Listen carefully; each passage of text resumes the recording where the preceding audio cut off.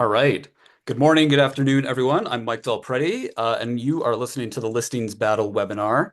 I'm joined with my friends Carey and Rob. Hi, Carey. Hi, Rob. Hey, Hello, Mike. hello. So listen, we're gonna jump right in. I'm gonna start out by we're gonna talk a little bit about ourselves and what the goal of this whole thing is. But I mentioned this in when I kind of started promoting this webinar, right? And there's a lot of really interesting, really important stuff happening in this space. There's also a lot of noise and hype, and it's uncertain, exactly what's happening, and you got to be careful where you get your news. And I thought there was an opportunity to go out there and kind of convey some information as close to objective facts as we can, really just to help people understand exactly what's going on and be able to make perhaps some better informed decisions.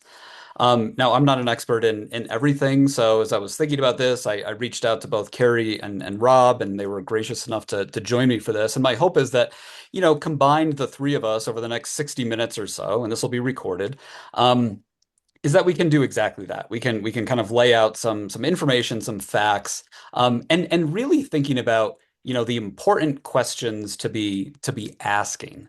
And that's actually where I'm starting with my slides here today. A couple of really great Albert Einstein quotes that I like, right? If I had an hour to solve a problem, I'd spend 55 minutes thinking about the problem and 5 minutes thinking about solutions. And then conversely, don't listen to the person who has the answers, listen to the person who has the questions. So that's how this webinar is framed today, as a series of questions. And if you're listening, my hope is that you come away with some questions to be asking, not today, but tomorrow, next week, next month. And listen, everything's I hope you get something out of it. We're not robots. I can't provide, perfectly rational and logical thoughts through everything. This is meant to be thought-provoking, and informative. So with that, kind of the rules for today, objectivity over subjectivity. All right. And I've talked to Carey and Rob about this beforehand, and I'll remind you. And if you get too soapboxy, I'm not afraid to kick you out. But this is about, we're all human beings and we have opinions. This is not the format for that. So we're going to try to minimize that as much as possible and stick around objective, and objective language. Clearly, no disparagement. This isn't about throwing anybody under the bus. I want to limit the predictions and the future forecasting as much as possible. Like, we don't have a crystal ball. I don't know what's going to happen. I don't know how useful that would be for me to tell you what I think is going to happen. We want to stick to the facts, and we want to limit the opinions. We will be talking about some opinions here, and I just ask, Carey and Rob to kind of clarify that. But there's a difference between opinion and fact, and just because I say something doesn't make it a fact. It's still an opinion. All right. So in terms of kicking off here, the first question is, who the heck are we? So, uh, you know, really, really quick, brief backgrounds. Nobody came here to listen to who we are, but I want to talk about any kind of potential conflicts of interest or bias or whatnot. But my name's Mike. If you're on this, you probably know of me and some of my research. I also teach at the University of Colorado Boulder. I don't have a business or financial relationship with Zillow or Compass or any of these companies we're talking about today, other than they occasionally pay me a little bit of money to attend an event that I'm hosting. So that's kind of it. Carey, do you want to cover yourself? Yeah, absolutely. So Carey Armstrong, I once upon a time worked for Zillow. I led the Premier Agent business and was there for 7 years. After that, I co-founded Toma Mortgage, which is in 41 states, and most recently, CEO and co and founder of TrueList, which is AI-powered tools for listing agents. All right. I'm Rob. Most of you probably know me as Notorious Rob. I do have a business financial relationship with a number of companies, one of which is Compass, but they didn't like these are my opinions and my facts. I'm not speaking for any of them, any of my clients. But you can make up your own mind, on that point. Exactly. No, and I like that. People can make up their own mind. So, Carey, we've done a couple podcasts in the past, one of which was that Redfin postmortem, which was really lauded as being, smart, insightful, and balanced, even from people we were talking about. So I thought you'd be a great partner to talk through this. And, Rob and I have known each other a little bit, but I think, Rob, your takes on especially the legal aspects of what's going on related to this, Mhm. you're reading those documents. You have a Yeah. legal background. You are providing information there. I've found that helpful for myself. Great. So I wanted to bring you along to help help everybody else with that. So important disclaimer, whatever legal opinions I could provide are not legal advice. Please consult your attorney. Great, thank you. Now we're covered off. Informed All right. consent. That's Um, right. all right, so let's kick it off here. And in terms of the structure, I'm going to lead most of this. There's some sections where Carey and Rob, I'll be calling on them, and they'll be doing more. But if you guys want to jump in on anything, please, please let me know. So, what is the listings battle? What are we talking about? If you haven't been living in a cave for the past couple of years, you'll be aware of what's been going on in the U.S. There really is this battle over listings, kind of where they're originated, where they're advertised, how they're advertised, what's happening there. The two main players in this space, I think it's fair to say, are Zillow and Compass. The listings battle is everything from pre-marketing to private exclusives. It's kind of where these listings are advertised and displayed and what happens when they're there and somebody clicks on it. So this is kind of the fallout from this is incredible. I mean, it's really affecting every brokerage. It involves NAR with a clear cooperation policy. It involves MLSs. They're getting into the game here. So it's expansive and it's affecting quite a lot of the industry. Um, I wanted to start by this. What's the difference between a private listing versus pre-marketing? And Carey and Rob, I think you might have some thoughts after this too. But the idea of a private listing, in my sense, is that it's kind of it's private. It's not readily available. That might be a movie star's home, or somebody for health or safety reasons does not want it to be advertised fully. That is a component of what we're talking about. Compass's three-phase marketing program. Phase one is a private exclusive. That is a private listing. However, that is not the same as pre-marketing, right? Pre-marketing, think of a restaurant that has a soft opening, right? Where you invite your friends and family, come in, take a look at it, and then it's kind of out there for everything. These words are often used interchangeably, but they're very, very different things. Carey or Rob, anything you wanna throw in here? Okay, Yeah, great. I'll just add Carey. one thing.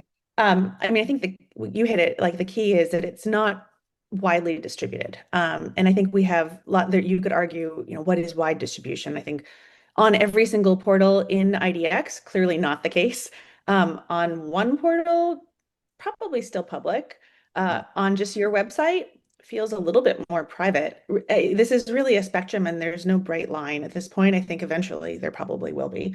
And then I think one big question mark is, could a private listing be in an MLS, but not distributed? Is it private if it's in the MLS, but the MLS doesn't market it? And I don't think we know the answer to that yet. Yeah, and I think the only thing I'll add is a useful way of thinking about it. I think this was actually Carey's formulation when we were chatting. Um, Maybe the better way is to think about it as MLS and off MLS marketing, Yeah. because private marketing could be really like pocket listing, meaning it is that celebrity, it is that judge, it is that unique person who just says literally, I don't want this anywhere. I don't want this on your website. I don't want flyers. I don't want yard signs. I want you to just go and find me a buyer because I've got this special need. That's not going to be the MLS. Do you know what I mean? Like, but most of what we're talking about in the industry is it's either not on the MLS or it's in the MLS, but not distributed widely. So that's just a wrinkle to that. Yeah. We could probably spend a full hour talking about the specifics Okay. here, but that's the last thing I want to subject anybody to. Right. Um, well, let's talk about what's buyer and seller motivations, kind of why a buyer or seller might be interested in pre-marketing or private listing or whatnot. We alluded to one, a seller might be interested in a private listing because they value privacy, health, safety concerns, right? The movie star, the pop singer does not necessarily want a bunch of buyers coming in. The other, again, potential motivations out there for sellers is they want to basically like test their listing, right? Without accruing negative insights, days on market and price history. So, I want to sell my home, but I want some feedback first, kind of that friends and family idea, right? That's one avenue, one angle of it. Yeah, what else? Carey, we were talking about this. Oh What yeah. else do you think is motivating them?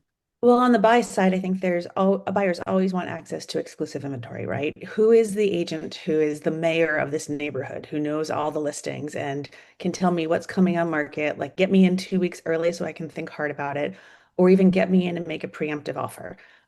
Gosh, that's been happening with very traditional brokerages in Seattle, in my neighborhood in particular, for, before all this, right? Hmm. It's classic. And then on the seller side, I think the idea of avoiding the MLS and showings, and avoiding public display is not a new one. Like that's something sellers have been saying they want for a long time. And I think we have proof that it's of interest, not just from Compass, but from the iBuying episode. I mean, I'm not sure Open Door would agree it was just an episode, but they've sold 300,000 homes that way. That's a lot of sellers saying, I don't want to go through the standard real estate process. Hmm. And I'm willing to trade some value in exchange for that convenience and potentially privacy and certainty. Um, I think so, sorry to jump in. I mean, for sale yeah, by owner is another, we have data around that, yes, right? People for whatever reason, right? Some seller is motivated why they just want to sell it on their own. yeah, yeah. And so, I think we can say there does seem to be seller appetite to do things differently. Whether there should be or not, it keeps bubbling up and people keep stepping in to try to serve it. And I think that indicates we may need a diversity of approaches, whether, who provides them, I don't know. Like maybe the MLS can provide them, but like we do seem to have different seller interests. And I think the So key there is some of those data points, right? And those are not measured in hundreds or thousands, but hundreds of thousands of sellers. Again, we're being objective here. These are facts. Like hundreds of thousands of sellers have chosen to sell their home to an iBuyer or done a for sale by owner listing. Sorry, Rob, what were you going to say? there are two things I just want to add to this. One is I've been feeling pretty strongly about this over 10 years because I personally had this experience where I sold a home back in 2013.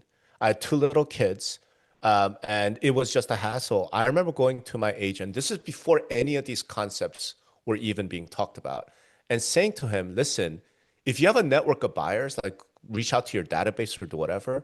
If you get this home sold before I have to stage it, Yeah. show it, do all that stuff, I will take up to 10% less."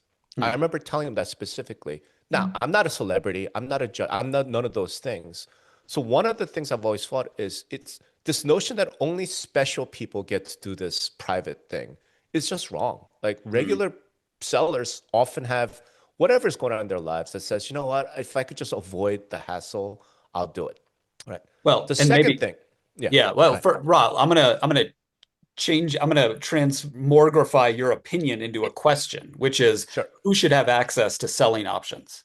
Movie Mm, stars, pop stars, is it a Right. certain net wealth or Right. everyone? Okay, I mean, I will refrain opinion. The sure. second factual thing, and we got into, I've been pointing this out, especially like in this relation with Greg, is when you look at the birth of all of these types of things, pre-marketing, coming soon, exclusive inventory, all this stuff, it was in the depth of the bubble crash, right? Like 2012, 2013, right? When the market was frozen, like listings were sitting for 300, mm, 90 days, what have you. That's when all of these practices really started jumping up. And I think it's because the buyers are the ones who wanted it. So this notion that buyers get shafted because they don't see it, I'm like, factually speaking, like these things developed during the strongest buyer market, right, that we had ever seen. And the second point, contemporaneously today, like Compass would not have a 3 p.m. strategy if there weren't buyers willing to sign up and say, show me what's exclusive, right? Mhm. Like, so yeah. that's just factually speaking, if only sellers wanted this and buyers were just completely ignoring it, then it doesn't exist. So factually, we have to say there are some, who knows, hundreds of thousands of buyers who would love to get an early peek, who would love to get exclusive access. Hmm. So it's just, again, whatever you think about that as an opinion, that's just factual. Yeah. Yeah. All right. I'm gonna move on Before we here. move on, I just Oh one yeah. thing.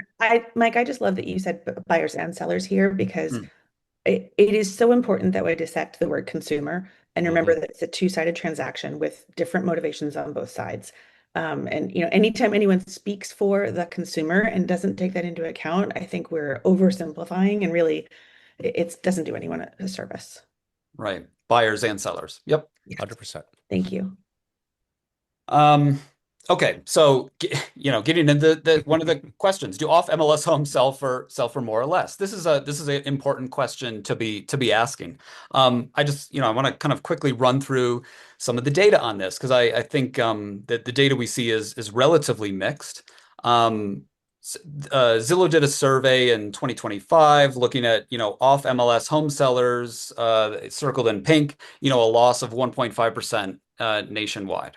All right, that's of 2 years, 2025, they sell for 1.5% less. This is a pretty solid survey in terms of the rigor behind it. It looks like Zillow updated that this year, added another year, and it's 1.3% less. So yes, listings that are sold off MLS, statistically speaking, sell for 1.5, 1.3% less than that.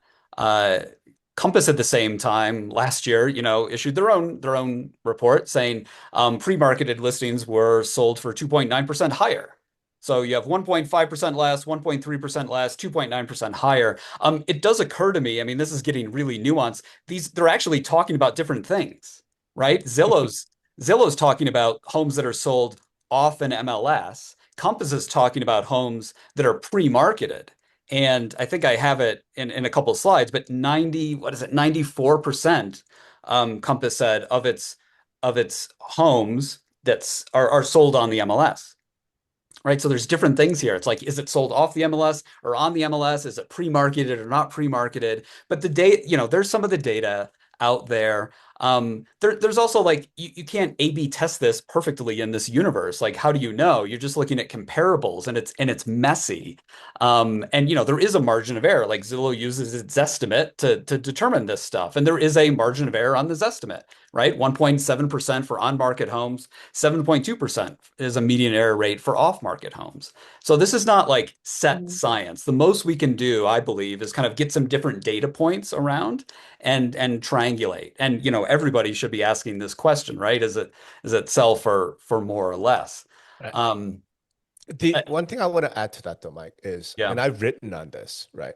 And you're right, most of the studies and research that's coming out are highly biased. It's like Zillow Mhm. study, Compass study, some MLS study. Yep. The only one I've been able to find so far is a what appears to be a neutral study by a professor at University of Georgia. And I put it on my blog, but I'll repeat it here so people go look it up. There's a paper on SSRN called Pocket Sales in the Housing Market, Selection, Outcomes, and Policy by Professor Darren Hayunga. Um, and as far as I can tell, there was no funding Mhm. provided to him by either side. He seems to be just an economist who's interested in this question. And in that one, what he found was that pocket listings sell for 1.7% more. Hmm. And his reasoning was that it's because the buyers and the buyers reps did not have bargaining leverage. Now, Zillow's economist has come out and disputed this paper and said, here's a bunch of errors. And I'm like, I'm not a good enough economist to be able to make Mhm. sense of the econometric stuff. But all I can say, just factually speaking, the only neutral paper I found was from Yeah. this gentleman, and it showed that private pocket listings sell for 1.7% more. Yeah. What do you do with that? I don't know, but it's just a fact point that you should think about. I Yeah. would love to see better research come out 100%. than we've seen so far. I think until it does, like you said, triangulating data points is most of what we can do. But, to do a broad canvassing of all the off-market, off MLS sales versus on MLS sales, and then use, an AVM with a lower median error rate, like the kind that appraisers use, for example, and to understand why the listing is sold off market. Like you would have to go in and sample and say, was this, an investor going door to door in a distressed neighborhood, or was this FISBO, or was this pre-marketing? Like to actually categorize and understand what drove the outcome. And that's hard work. I'm not sure we're going to see it, but that's what I'm waiting for. Yeah, I might say that the key takeaway here is it's muddy, it's not precise, it is far from conclusive one way or the other. It's about data points, and the data points we've seen. I mean, Rob, the report you mentioned was something like 2%. You've got Compass 2.9, you've got negative 1.3 and negative 1.5. So that's the realm of kind of what we're talking about. So yeah, we'll kind Not of 10%, not Rob's it's 10%. right. No, no. Okay, so next question, is there consumer demand for private listings, right? And we talked about buyers and sellers, but I think here, kind of focusing in on the sellers. Um, I've mentioned this before, but again, kind of looking into it was some of the Zillow research that they did, I don't know, a year or two ago. Um, 45% of home sellers surveyed in this survey were looking for getting the highest sales price. 21% were looking for access to an exclusive buyer network. So back, Carey, to your point, right? Sometimes people do want to find agents um, that have access to exclusive inventory. And then on this one, I mean, I thought this was interesting. Preferences on how to list a home for sale. 39% so they prefer to have it listed on a consumer real estate website, and then 31% say they'd prefer to have it listed on a private listing network, while 31% had no preference. That's interesting, right? That's kind of 1 in 3 sellers kind of surveyed by Zillow, not Compass, Zillow, saying, yeah, I want to do that. To be fair, there's a follow-up to this question when those sellers were given an opportunity to change their mind by seeing some bright MLS research saying off MLS homes sell for 17.5% less. And that's a mouthful. And I think there's some issues with that research, but let's just stick with it, right? 17.5% less, about 55% of people changed their mind. So just two things on that I want to cover off right here. First off, how American, right? When you go to these people and you say you're gonna, the method you're choosing, you're gonna sell for 17% less. Half of the people still, ignore that, right? You tell an American running into that wall is gonna hurt, and half of them will still run into it just to spite you or prove that they can. That's interesting. Second, doing surveys and whatnot, asking people seller preference is one thing, but giving people the opportunity to change their mind, that's hard to control for. That's super subjective. Their questions, what research are they given? What about the other Zillow and Compass research? Do they get one side? Did they get both sides? Are they given an opportunity to ask questions? Like, what does changing your mind actually look like? Should the other groups have an opportunity to change their mind as well? The 39% that want to go to a portal, should they get Compass's pitch for pre-marketing, right? And then the 31% that had no preference. Do we force them to make up their mind in the process as well? So if you go down one path and you say, okay, let's just assume, the half of them changed their mind and we leave it at that, you're still left with 15% of sellers interested. They'd prefer to have it listed on a private listing network, but that number could go up depending on how you answer those. But that's like really fuzzy math, and I would not want to stand on certainty there. So there's people are choosing. There's interest, right? Here's the data. I'm trying to stay away from opinions and stick with facts. Like, there's surveys, lots of sellers. We have what people say they're going to do and what they actually do, what they say they're going to do. There's a meaningful component of home sellers for whatever reason, that are saying they prefer to have it listed on a private listing network. And I breezed through this before. I'll come back to it. Of these Compass homes, how many actually sell off the MLS? It's 6%. This is something Compass talked about last year. I don't know what it is today. I don't know what it is last month, but when they published some data last year, it was about 6%. In terms of what people are doing, there was 1 month, I think it was February last year, where maybe 55% of new homes sold opted into the three-phase marketing program. And then I've been tracking the percentage of their listings that are coming soon or private exclusive, and that's ranged from 25 to 35%. So listen, there's a ton of data points, right? You have a Zillow survey saying, yeah, 30% or maybe as low as 15, but somewhere between 15 and 30 of sellers want this. You have Compass's actual data showing a similar number, kind of 20 to 30, maybe even a little bit higher, for a period of time. So there's the data points in terms of, do sellers actually want this?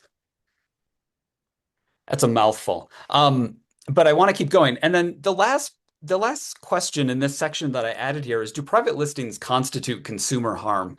I added this in because I wanted to say, consumer harm is, I mean, that's a very important legal term that is kind of at the crux of many of the lawsuits that are going on right now. I know that like I can't answer this question. I don't have the authority. I don't have the expertise. I'm not going to put my opinion like yes it does or no it doesn't. Um, and I love the US legal system and I love that we have judges who can make these calls after being presented with evidence from people under oath and all of that. And I think, I might suggest maybe we leave it up to them if it does kind of get to the court. But far be it for me, some guy in Colorado to say definitively yes or no. I have one point I want to make on this. It's very interesting that, we have legislators now saying this, there is consumer harm here. Um, and Rob has spoken pretty eloquently on like, do you want government involved in real estate? What happens when government gets involved in real? And we'll look at what's happening right now. But it's just really interesting to me that this is what's gotten them to say, oh, we need to step in and protect consumers when other things haven't. I think you could ask, did iBuying constitute consumer harm? And was it greater or less than what's going on now? It's funny that nobody ever had to sign a disclosure with iBuying. And there were never any rules, laws passed that said iBuying, must be within these bounds, must follow this process, must have this disclosure form. And, low cost brokerages in the 90s, like so many things could have attracted legislative attention for this reason, but this one has. Yep. The only thing I want to add here is I think the notion of consumer harm in our industry specifically is oxymoronic on its face because we've just acknowledged that buyers and sellers are both consumers Yeah. and they have diametrically opposed interests. Hmm. So maybe you could argue this, whatever private listings harm buyers or they harm sellers. I don't know how you can claim they harm both. It's a little reminiscent of remember it's a great time to buy or sell a house campaign, that NAR did a while back to much derision. It's a little bit like that. Their interests are they're opposed to each other. So how can you have consumer harm? It just doesn't make any I think sense. that's a great point, Rob. I think that's a great point. So what I want to suggest now is actually, can we just put all of this, what we talked about, to the side for the moment? Because this is where people get into this, it almost feels like this holy war and everybody's got a position and it's so hard we're arguing over something. And I don't want to say it doesn't matter because I love healthy, spirited, informed debate. But it might not matter as much as you want it to or as much as you think. So Yeah. I think to really kind of distill down into the meat and potatoes, the core of this. Let's just put all this to the side. All right. So doing that, I want to unpack for a moment kind of the company's motivations. Compass and Zillow, they're the two main players here. I'm going to talk mainly about this, and I will say, this is an opinion. This is my opinion. I'm not going to say anything I haven't written about before in the past. And if you dig through the documents and the courtroom drama and all of that, you'll find it's generally supported. But I didn't feel like finding all that evidence and putting it up there. So again, this is kind of my take on the strategy from the two big companies. Because it's pretty simple, right? Occam's razor, usually the most simple solution is probably right on. And we're really good at getting distracted by all this other stuff, especially the consumer harm bit. And oh, it sells for more, it sells for less, it's good for consumers, bad for consumers. Well, consumers didn't come up with a strategy. Compass did, Zillow did, right? They're businesses, they are for-profit, publicly listed businesses. Compass's strategy, it's this billboard, right? This is not rocket science. This is very, very simple. See 25% of homes 1 week before any other site. I'm gonna pause my sharing because I want people to look at me, right? I think about it like this. If you think about a scale, I think Compass kind of came into it looking that the real estate portal, Zillow, and portals in general had a lot of power in the industry, and brokerages didn't really have a lot of power. And they wanted, if I'm Compass, if I'm a brokerage, I want to figure out a way to make more money and grow and do something different. Like brokerage margins are getting compressed over time. So the way to do that is to change that balance of power. Not like this, but just a little bit. So how can you tip the scale? What's the competitive advantage that a brokerage has? It's listings, right? It's listings.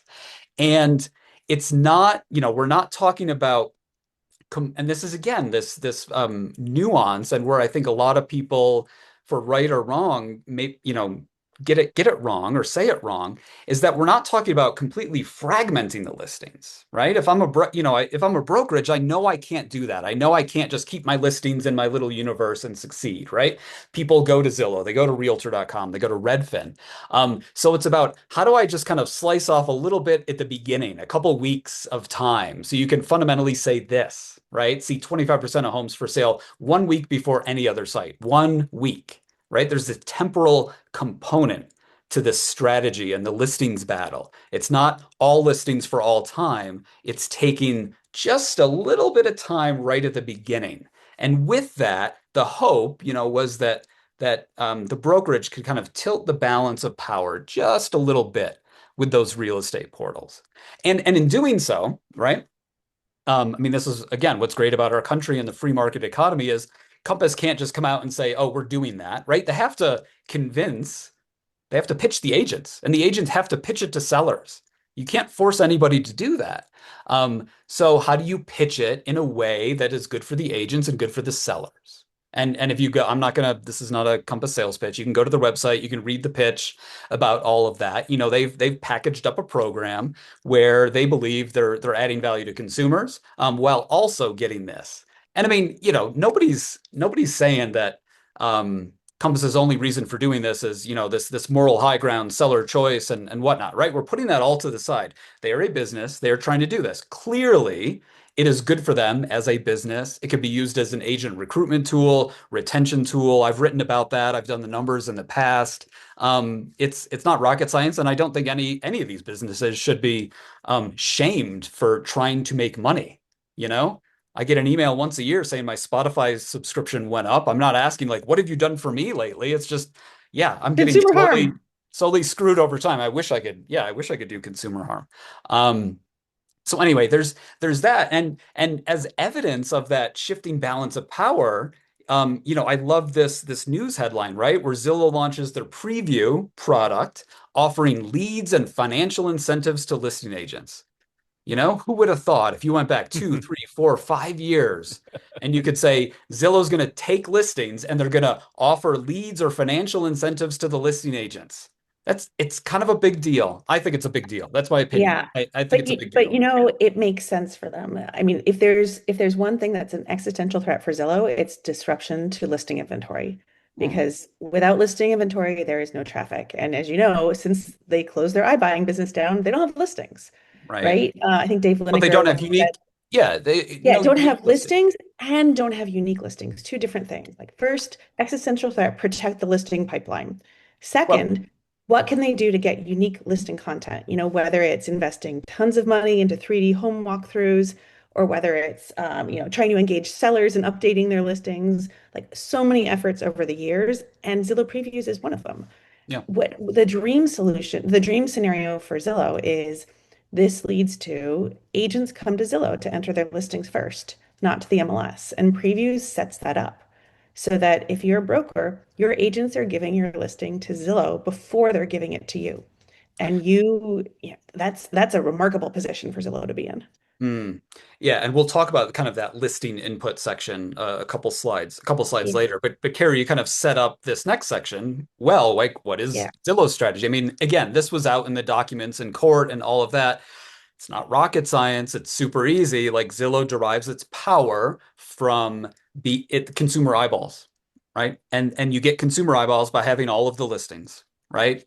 Not some of the listings, not most of the listings, not old listings, not secondhand listings. You just have all the listings all the time, everywhere. And this is a screenshot of what something I wrote in 2021. The top threat to real estate portals, it's exclusive inventory. And this is something you can look at markets around the world and see this because many markets around the world the portals do have exclusive inventory. There are no MLS systems distributing feeds, IDX at the same time everywhere. It's very much free market in the sense that the portals offer a value to home sellers and agents, and the agents, the home sellers, decide which portal they want to advertise on. One, both, all of them. There's different price points. I mean, it's all kind of up in the air. Big picture, small picture. Um, so again, And and I mean, I don't think Zillow should be thrown under the bus for doing this. This is simple business 101. We need, our power comes from having the eyeballs. The eyeballs come from having all of the listings and all these great consumer tools, whether it's 3D walkthroughs and stuff, but it kind of comes back to the eyeballs. If I'm that business, I need to do anything, whatever I can to protect that. And then from that, you see these activities like the Zillow listing access standards, where they're warning or banning listings. I mean, even kind of flowing through to MRED and the Compass lawsuit. It's really protecting that flow of listings. It's worth noting, Mike, when you talk about other markets where people pay to advertise on portals, how different that is from a financial standpoint for those portals. Zillow, hugely profitable company. When you can move to a paid inclusion model, that is more profitable. And so if we get to the point where people are paying to post their listings, which is the opposite of what's happening right now, right? Right now, the power is not such that anyone can charge if they're actually paying agents for their listings. But if they can flip to a model where they are charging for, a bundled product that is advertised on Zillow, get special 3D tours, we see it starting with, special treatment. You pay and you get more search. Yep. That's a very different model and a very different market in the US than we have today. Yeah, and that's the showcase listings, right? You Yes, thank kind you. of get that. Yeah, you get the benefit. And maybe that's kind of, the last slide I have here is this unintended consequences. Maybe that's one of that, right? I Yeah. don't want to prognosticate because so many people they say, well, if we just keep doing this, then, the US portals are going to start charging as much as the Yeah. Australian ones. I'm like, whoa, whoa, whoa. You've kind of made 17 logical leaps here, and I think there's more to say. Yeah. Uh all right. So that's that. So, in general, and as much as we can do, it is what it is, kind of talking about the motivations of Zillow and Compass. I want to talk about just, well, what's motivating everybody else? Because it seems like everybody has an opinion, especially online in this space. One one bit of evidence, one email stuck out to me, and I have a screenshot next from the Zillow Compass lawsuit that was in federal court at the end of last year that I was at. And it was this. It was already redacted, and I've actually further redacted it because it's not doesn't matter for the scope of this, but it was kind of a series of Zillow executives talking about a certain person in the industry who's competing with Compass effectively. And I kind of, circled this, right? In their mind, this is existential. They believe that if PLNs, private listing networks, proliferate, they can't compete. He can't compete, right? It's not about consumer harm. It's not about what's good for consumers. There's a very clear logical explanation as to why companies competing with Compass would not like this. And it's from a business competition standpoint, right? It is harder to recruit agents. It is harder to retain agents. I think a lot of people's, well, yeah, I'm gonna opinion to the side, right? But I think if you get rid of the first half of what we talked about today and you focus on the business fundamentals, a lot of these answers start to make sense, right? They're businesses trying to grow and support their own business. 100%. It's worth thinking when you see an opinion online about what kind of business that person runs. Mm, Um, for example, like who can't compete if PLNs dominate? It's interesting that, Compass is behind a big private listing push and they have listing agents with lots of listings. And some of the folks on the other side have lots of teams that sorry, that, run on buyer leads. mhm. And if they don't have, they're not out there competing on the listings that they have. They are much more buyer heavy. And so it's really interesting how much the players who support pre-MLS listings are often listing heavy, and those who oppose them are buyer heavy. Mm. Yeah, yeah.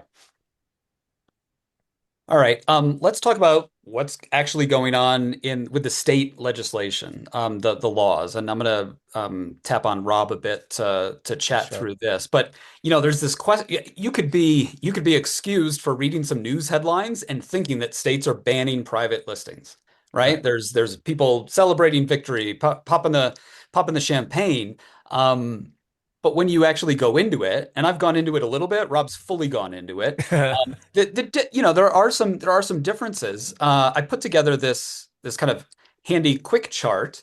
Um, outlining the states that have actually passed some legislation and then the proposed legislation, talking about are they actually banning private listings or not, and then Hmm. mentioning some of the public market requirements involved in that. So, it is true in certain states like Washington, and it's proposed in Hawaii, private listings, office exclusives, pocket listings, those would be banned.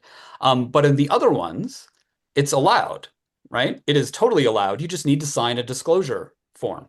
Right. Um, and that's different than banning those listings. And when we talk about disclosure form, Rob, I'm just going to quickly show these and then Yep. I'll kick it over to you. Like this is the Connecticut disclosure form that's out there, right? I mean, this is kind of in Connecticut law. Like, yeah, you can sell privately. You have to go through and get your seller to initial that. It's worth noting this is just the one of the sections from the Compass disclosure form. Compass already requires sellers to sign a disclosure form for going through their three-phase marketing program. Um, it's not the same as this. I think it's fair to say that this is a little bit more pointed than this one is. But there Hmm. is disclosure out there. Compass is already asking them to do that. So I think opinion. If you're seeing this and you're saying, "Oh my gosh, Connecticut, it's going to ban listings and Compass's business there is going to be screwed," I'd say, well, that might be a bit of a stretch. So, Yeah. Rob, what did I miss? What do you think it's important for folks to know here? I'm trying to sort through because, it's like I'm trying to avoid opinions as much as possible, right? And just get to factually. But unfortunately, some of these are opinions about the facts. I think the first thing I'll point out is like this table is really useful because you're right. They're not, quote, banning private listings. Washington has claimed to ban private marketing. The issue is if you look at the actual law, they don't define what marketing is and they don't define marketing content. And then you look at, say, Connecticut. Connecticut law when goes and lists a whole bunch of marketing channels, right? It'll talk about like entry into MLS operating in Connecticut or one real estate platform, et cetera. None of which are really that defined, but that's Hmm. beside the point. What they don't ever define, none of these laws ever define marketing content. So, when I wrote about this isn't something new, but it says, okay, based on the language of the laws, if I put up one photo, right? No address, or maybe I'll put up an address, right? And Hmm. say price upon request. That's marketing because I'm letting people know, I'm letting consumers know that this property is available for sale. And if you want more information, you should contact me. Hmm. That's not what everyone thinks it means, right? People imagine it means that you must now send your IDX feed to Zillow. That's not what the law requires. That The that's other, a Yeah, that's a good point, Rob. And I think that brings up something. A lot of folks might be reading what they want to read out of correct, these laws, and correct, just be careful with that. And I think correct.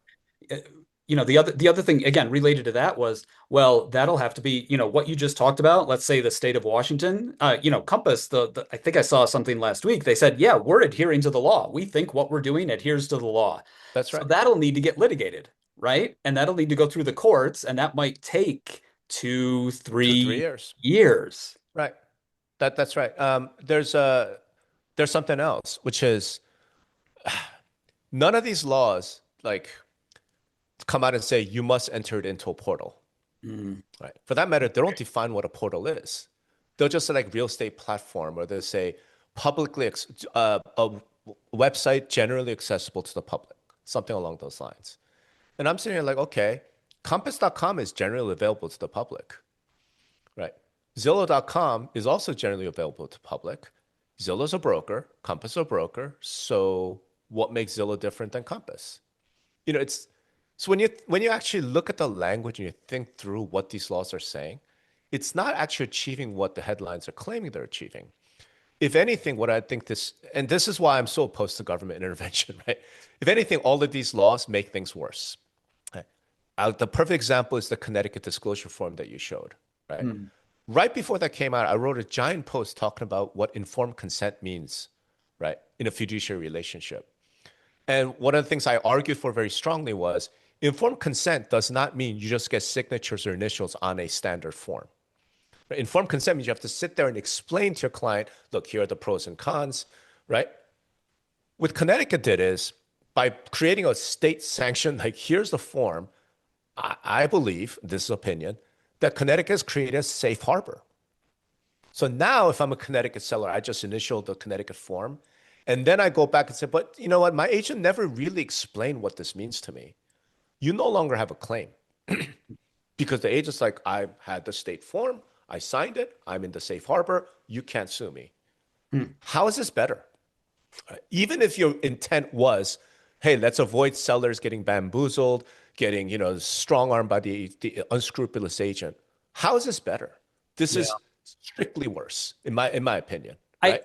Yeah, no, and I think maybe the long and short out of this is I'm just trying to bring everybody back to the middle, that Right. this chart, these laws, it's this or that. And again, it's the companies, with the most bias and then the biggest dogs in the fight.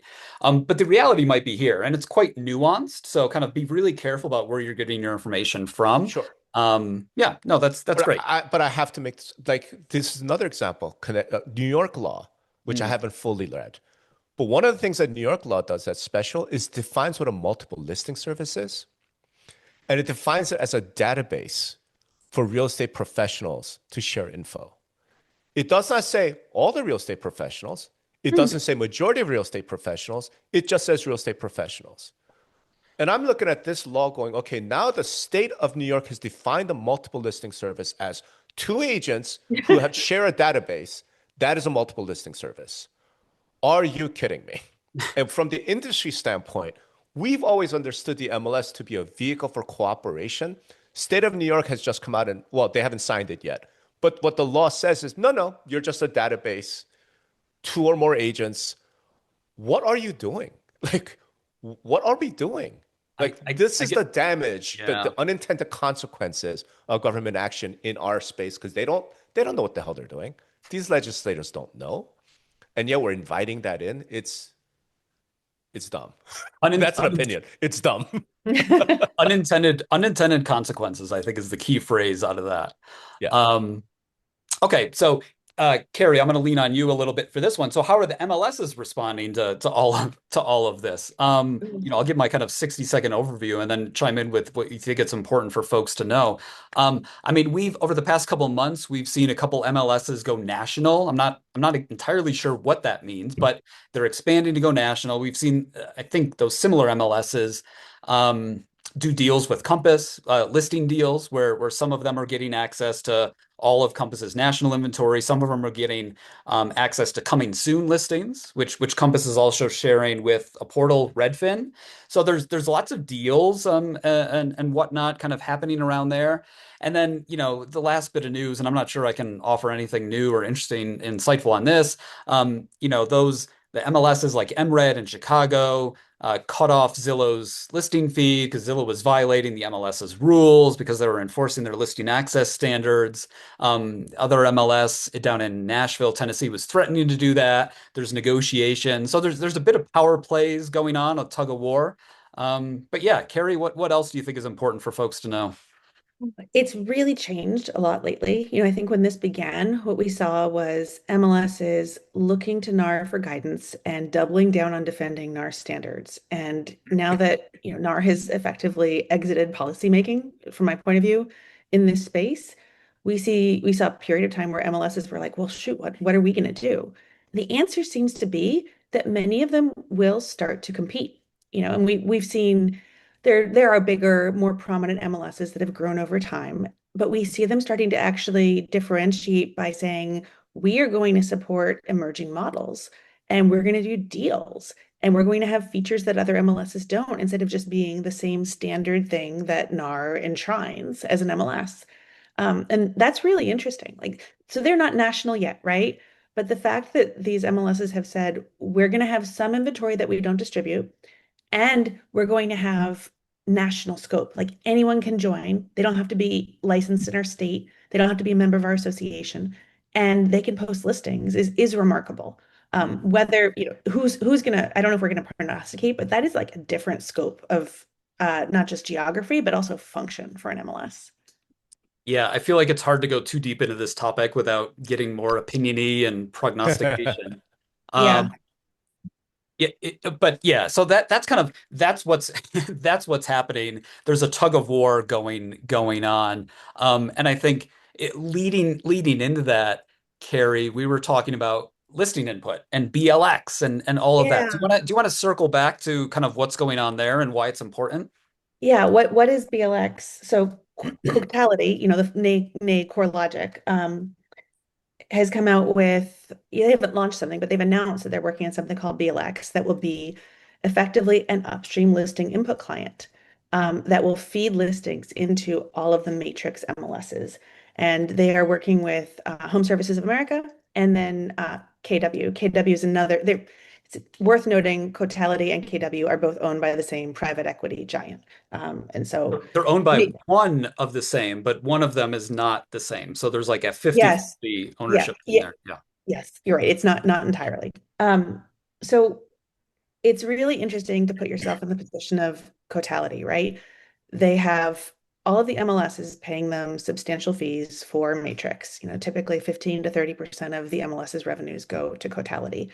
And they see all this disruption happening, and they have a choice. Do we just wait and see if the disruption happens, or do we find a way to be part of that new strategy? And it looks like they're doing that.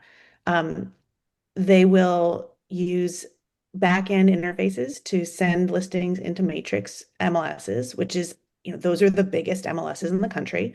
They're not all of them, but they're the biggest.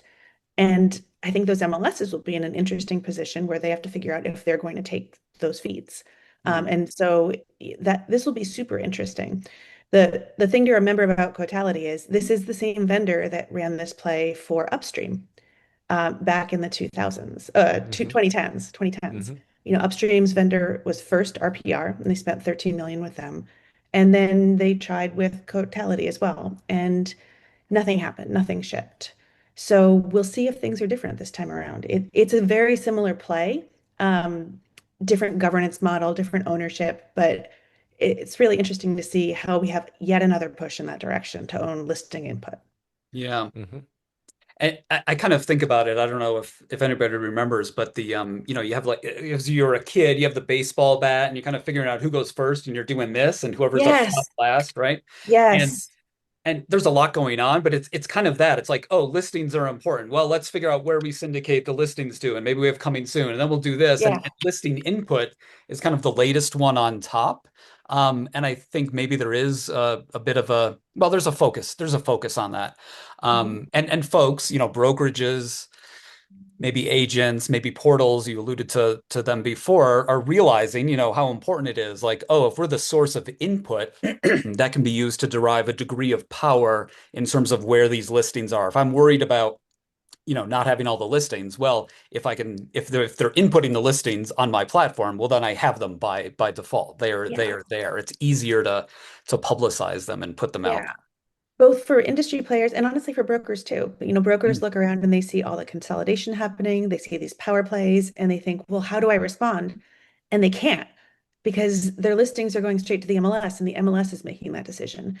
And so it's really interesting that KW and Home Services are like, we want to partner with this listing input solution so that we can get access to the listing before the MLS decides what to do with it. Right. So watch this space, right? The Can list I? that's another one. Rob? I would like to make an observation at this point, and I think I'm going to try to make this factual and not opinion, but obviously this opinion.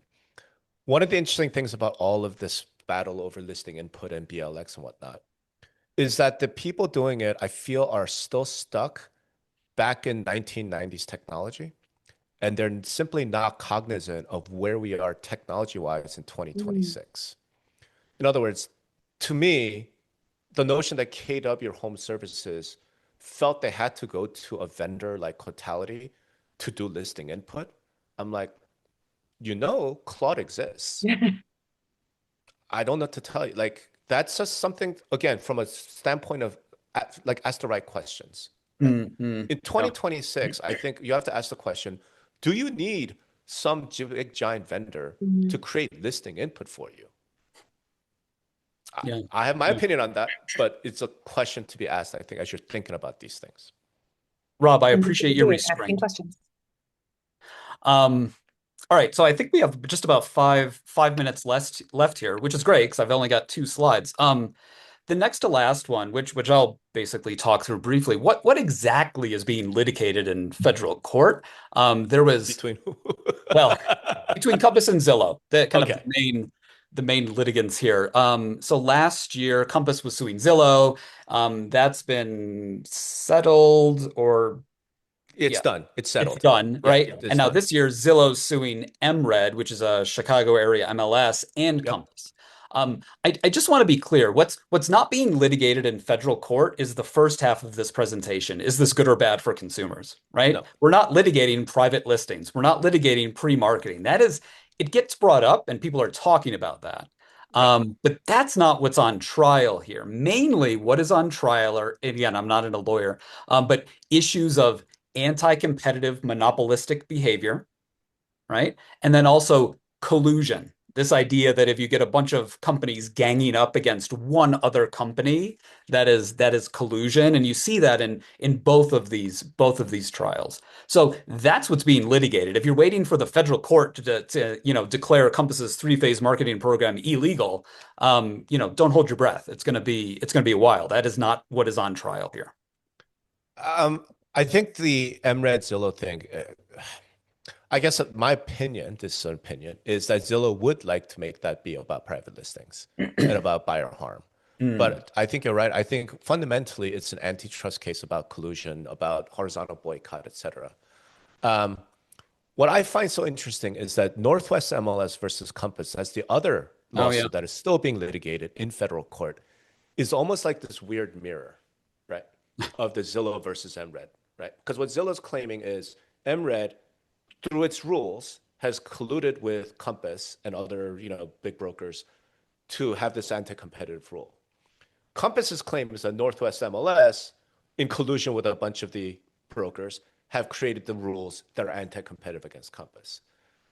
So in a sense, it's kind of the same. And Um, I guess I feel like fundamentally, if the court is asked to rule, can an MLS make rules, right, that disadvantage some business model or another of a broker participant or not? And that's going to depend on, is it, anti-competitive, is it the balance, et cetera, et cetera. There's all these like complicated things.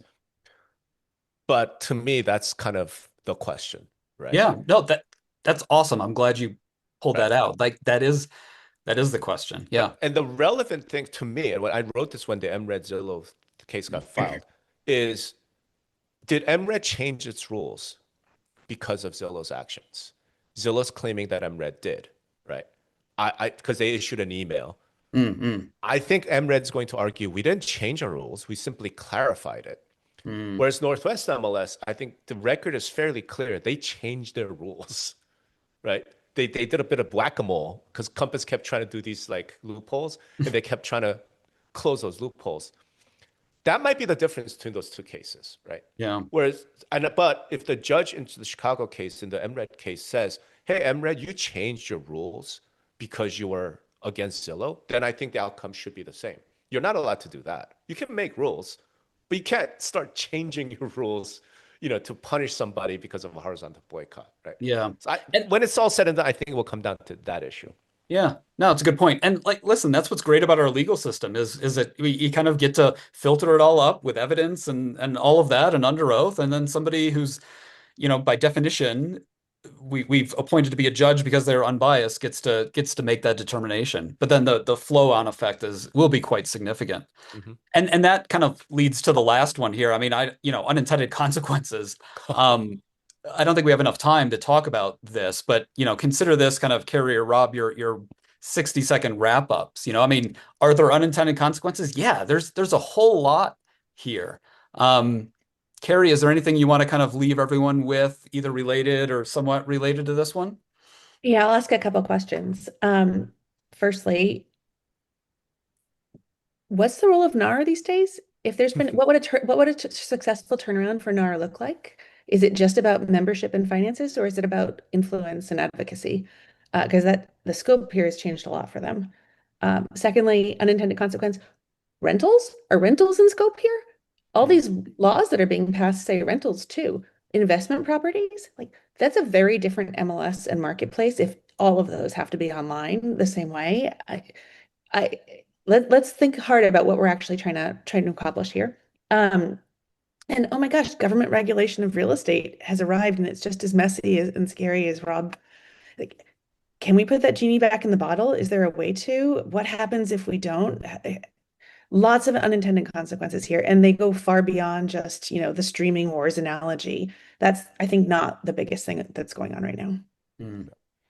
Thanks, I think Carey. my 6 second wrap up is the unintended consequence of this battle is that we will destroy the MLS system in this country. And, I've heard for the last few years, like the United States, the envy of the world because a buyer can log into any website and see everything that's for sale. I'm like, no, because we were the envy of the world in 1993 when there was no internet and buyers still, like we were still the envy of the world before internet. Why? Because competitive brokers and agents cooperated with one another in a way they do not in other countries. For whatever reason, because we're so obsessed with marketing, public marketing, IDX, websites, portals, I think the unintended consequence, we destroy the cooperation element of the MLS. Because fact of the matter is people are going to do what's best for the business. And if push comes shove, that means I'm just going to get out of the MLS. I'm going to stop cooperating because I don't want to push my listing, my whatever marketing to these portals. Then that's what's going to happen, right? And again, I'm paranoid. I'm freaked out about things like New York law coming along and saying, hey, a multiple listing service is a database. Oh my God. Like the unintended consequence of that is you've destroyed the MLS in New York State now, right? Hmm. Because I could spin up a database tomorrow, like myself, and then invite two agents to participate. Guess what? I'm a multiple listing service under state law. By the same token, an actual multiple listing service, like, I don't know, you're no longer about cooperation, according to New York. You're just a database. This is crazy. The unintended consequences are we will destroy what is the envy of the world by allowing this to spin out of control and bringing in government and all these rules and top-down attempts to control. So my biggest plea is think about that and maybe let the free market work. Maybe. Awesome. Thanks, Rob. All right. We're gonna wrap up there. Carey, Rob, thank you very much for your time and everybody you dialed in. Yeah, I thank really you. there's folks from around the world. You'll have to email me and tell me if we're still the envy of the world. I'm sensing a lot of probably eye rolling from those folks. But no, listen, Rob, Carey, and I, we're human beings. Yep. We do have opinions. We do have thoughts on this stuff. But this was kind of our God honest best attempt to objectively lay out some of this stuff. And I'm really pleased at how many people wanted to dial in for that and be part of it. Hopefully you'll walk away with some new insights, information, and really questions to ask, right? Going forward, because it's not black and white. It's not as simple as one headline that you might see. It's a lot more nuanced, and there's a heck of a lot of unintended consequences. So keep asking those tough questions. And Mike, kudos to you for putting this on, for like really bringing us together to try and keep it really objective. I think this is a great service to the industry, honestly. And the fact that you did it as a free webinar and, recording, just kudos to you. Great job. Oh, thanks, Rob. Appreciate it. All right. Thanks for the great conversation. Yeah. This was fun. All right. Well, All right. thanks everyone, and thanks for everyone for coming in. We'll catch you next time. Take care, everyone. Bye. Bye.